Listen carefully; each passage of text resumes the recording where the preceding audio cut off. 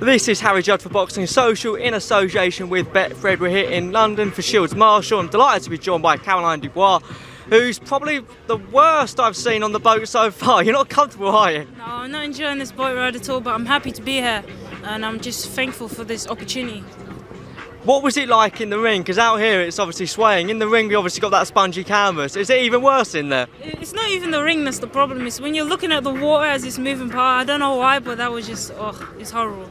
You mentioned this is a massive event, a massive occasion, a massive chance for women's boxing to be out there to the public. But how blessed are you with this opportunity?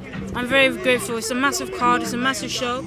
Just a moment ago, Adam was telling me that there's going to be over 20 million people watching it, and that's just amazing. There's going to be a lot of people eyeballs on this, so I'm just thankful and grateful for this opportunity and the attention. It's a bit of a tough one for you because you and Claressa Shields get on really well, and obviously you're a Brit. So, in terms of your loyalty, where does it lie? I don't know. I think this is. I always feel like fighting is a funny one because it's not about you can say, oh, I want somebody to win, but the person who wins is the person who's trained the hardest, who's dedicated themselves, who's the better boxer. You can have all the loyalty and love that you want for someone, but it's a very selfish sport and it's a very lonely sport. It's two people in the ring, and no matter about how many people scream and shout, it ain't gonna affect it. It's them two in the ring. How does Claressa Shields, in your eyes, beat Savannah Marshall? How does that happen?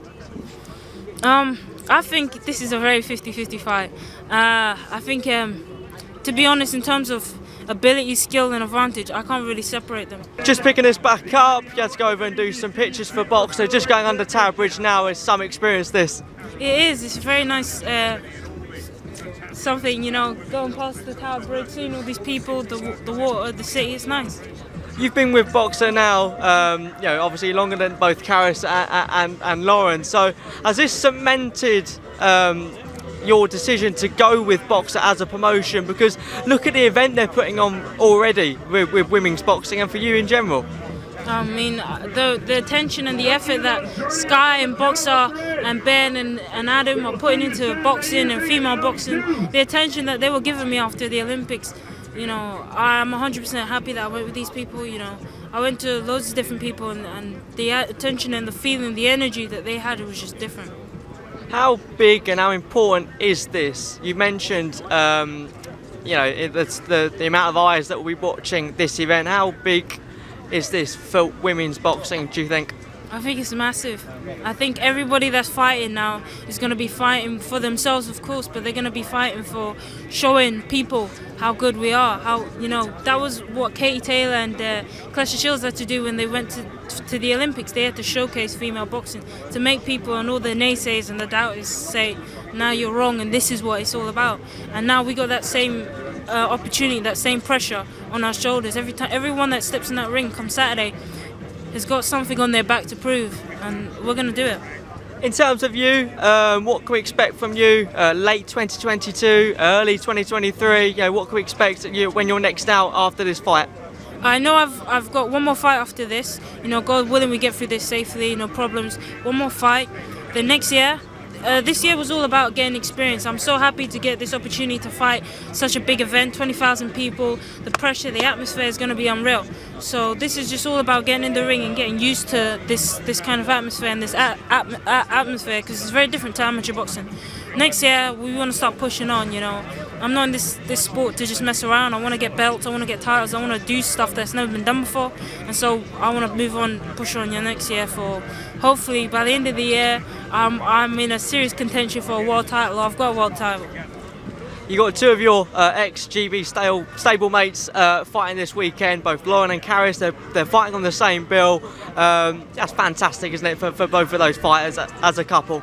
It's great, it's funny because the amount of people that are on, everybody that's fighting today, I said that and I say it again, everybody that's fighting on this card on Saturday, I think has a very good chance to be a world champion, them included.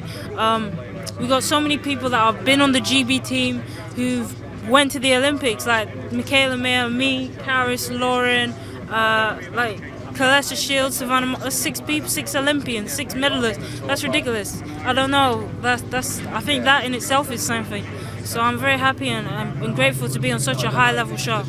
I spoke to both Lauren and Karis about this, but Olympics is not actually going to be a part of LA 2020. I think it's 2028. What's your thoughts on that and how that will impact the sport? It will change a lot if they kick boxing out of the Olympics. It'll be because in England, I don't know, but I know around the world there's so many countries. Especially the countries that don't have a lot of funding, a lot of help and support. There isn't a big professional scene. There isn't a big promotion scene. They need the Olympics, and for those countries, they take it so seriously. Going to the Worlds and medaling, qualifying for the Olympics is massive. They get paid for that alone, and I feel sorry for those kind of countries. And just in boxing in general, that's a terrible thing to get the Olympics. I have to speak about your brother. Last time I spoke to you, you were on about the Dillian Whyte fight was the one he wanted. Are we any closer in your mind to having that fight? I wouldn't know. Staying silent. I wouldn't know. I wouldn't know. Okay, we'll leave it at that. Thank you very much for talking to Boxing Social, Caroline.